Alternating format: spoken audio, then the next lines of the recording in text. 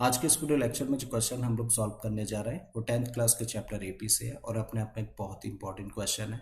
इस क्वेश्चन में हम लोगों को दिया है if the sum of m terms of an AP is the same as the sum of n terms then show that the sum of its m plus n terms is zero. तो question में बोला है कि एक AP है और इस AP के जो फर्स्ट m टर्म्स का सम है वो किसके इक्वल है, इसी एपी के फर्स्ट n टर्म्स के सम के इक्वल है। तब उस केस में हम लोगों को शो करना है कि भाई तब इस एपी के जो m प्लस एन टर्म्स का सम होगा वो जीरो के इक्वल होगा। तो क्या शो करना है, हम लोगों को शो करना है कि इस एपी के first m plus n terms का जो सम होगा वो जीरो के इक्वल होगा। ठीक है, तो चलिए स्टार्ट करते हैं और स्टार्ट कर रहे हैं इस गिवन कंडीशन के साथ में। तो क्या दिया हम लोगों को, एपी के फर्स्ट m टर्म्स का सम, और एपी के फर्स्ट m टर्म्स के सम को किससे रिप्रेजेंट करते हैं, देखो इसको रिप्रेजेंट करते हैं हम लोग sm से।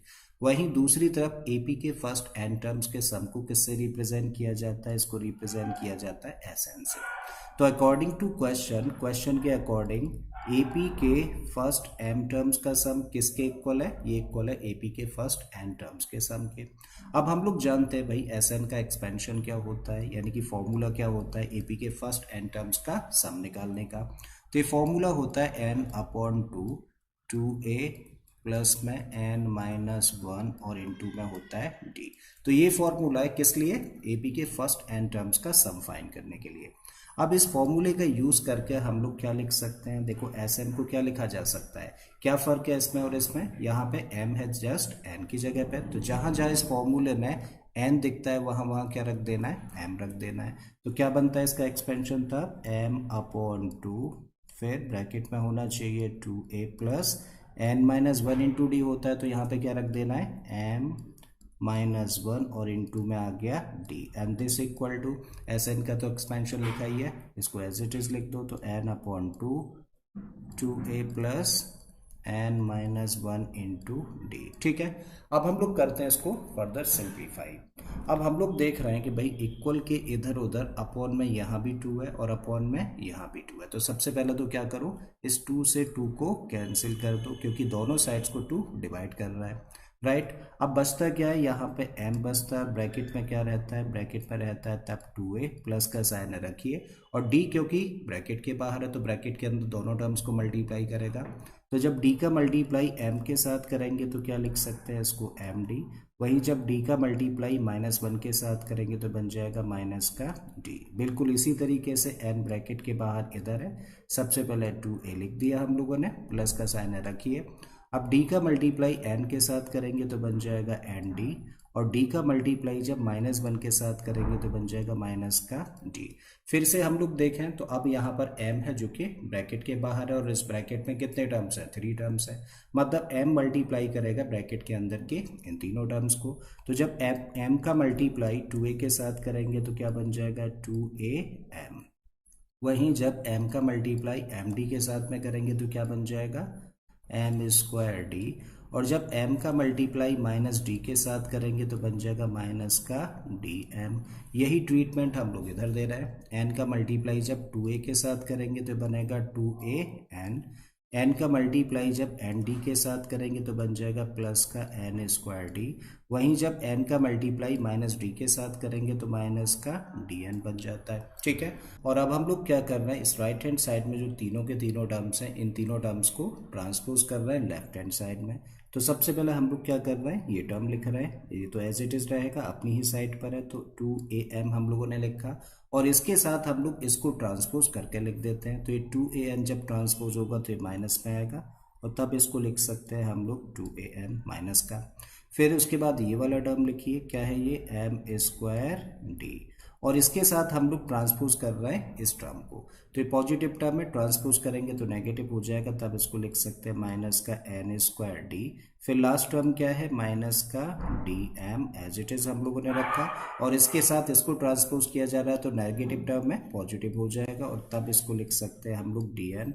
और जब तीनों टर्म्स ट्रांसपोज हो गए तो यहाँ पे क्या बचा, कुछ नहीं, कुछ नहीं का मतलब जीरो बचता है। ठीक है, अब हम लोग देखें कि क्या इन दो टर्म्स में कोई चीज़ कॉमन है, तो हम लोग देख पा रहे हैं कि 2a यहाँ भी है और 2a यहाँ भी है, तो क्या कॉमन लिया जा सकता है, 2a ले लेते हैं।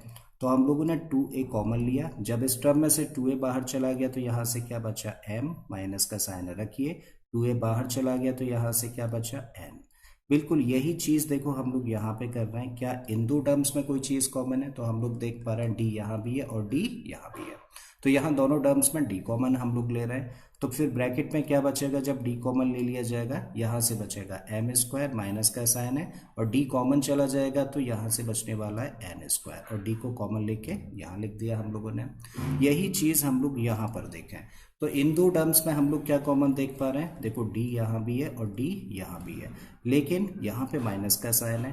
तो जब हम लोग माइनस का साइन पुट करेंगे और ब्रैकेट लगाएंगे तो अंदर के साइन चेंज हो जाएंगे, जो पॉजिटिव है वो नेगेटिव और जो नेगेटिव है वो पॉजिटिव हो जाना है।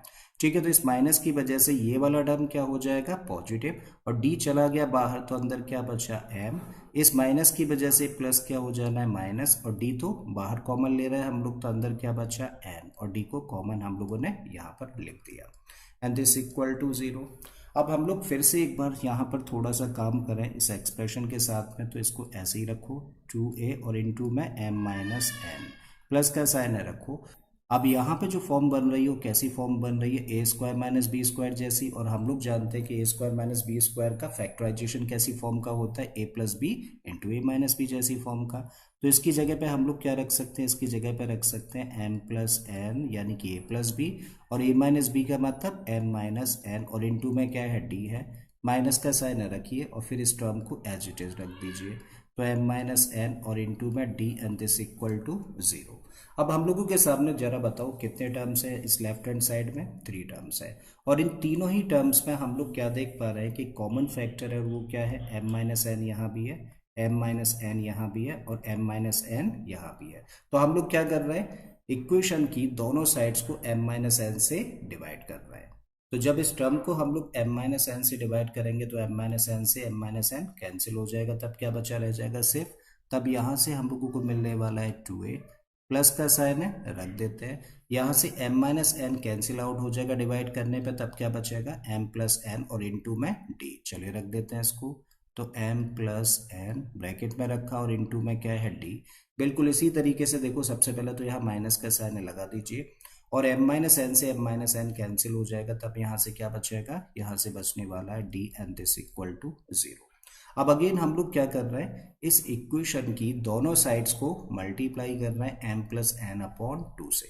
तो जब हम लोग इस साइड को m प्लस एन अपॉन 2 से मल्टीप्लाई करेंगे तो क्या लिख सकते हैं? तब इसको लिख सकते हैं, देखो m प्लस एन ब्रैकेट में रखा, अपॉन में 2 लगा दिया, और ब्रैकेट के अंदर क्या लिखे हैं? 2a plus m plus n into में डी माइनस का डी, और दिस इक्वल टू, जब इस साइड को हम लोग m प्लस एन अपॉन 2 से मल्टीप्लाई करेंगे तो 0 का मल्टीप्लाई किसी भी नंबर के साथ करेंगे तो क्या मिलेगा? हम लोगों को 0 ही मिलने वाला है। ठीक है, फर्दर इस पे काम करें तो m प्लस एन अपॉन 2 हम लोगों ने एज इट इज रखा, ब्रैकेट लगा दिया, और ये क्या है? 2a एज इट इज हम लोगों ने रखा। और अब हम लोग यहाँ पे देख रहे हैं, देखो 2 टर्म्स है और इन 2 टर्म्स में क्या कोई चीज कॉमन है? यस, d कॉमन है, तो हम लोग d इन दोनों टर्म्स में से कॉमन ले लेते हैं। तो उस केस में देखो इसको इस तरीके से रिप्रेजेंट कर सकते हैं, m प्लस एन यहाँ पे रखा, माइनस 1 यहाँ पे रह जाएगा, और d हम लोग कॉमन ले लेते हैं इस ब्रैकेट के बाहर, एंड ब्रैकेट क्लोज किया, दिस इक्वल टू 0। अब जब हम लोग इस फॉर्म और इस फॉर्म को कंपेयर करें तो हम लोग क्या देख पा रहे हैं? देखो हम लोग देख पा रहे हैं कि यहाँ पे n अपॉन 2 है, तो यहाँ पे क्या लिखा हुआ है? m plus n upon 2। फिर ब्रैकेट में 2a है, यहाँ भी 2a देख पा रहे हैं। फिर ब्रैकेट में अंदर क्या है? n माइनस 1 है, और n की जगह पे यहाँ पे क्या दिख रहा है? m plus n minus 1 into D.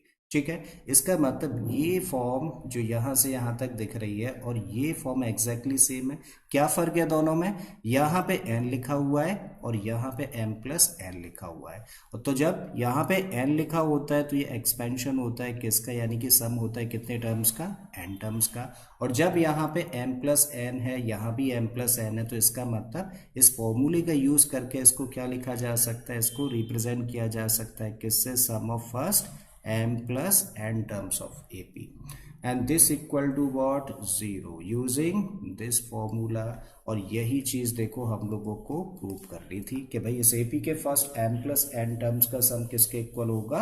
0 के इक्वल होगा।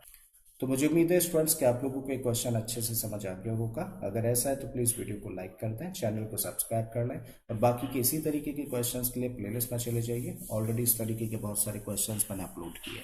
मैं फिर से आता हूँ एक नए क्वेश्चन एक नए कॉन्सेप्ट के साथ में। Till then keep learning and thank you for watching this video.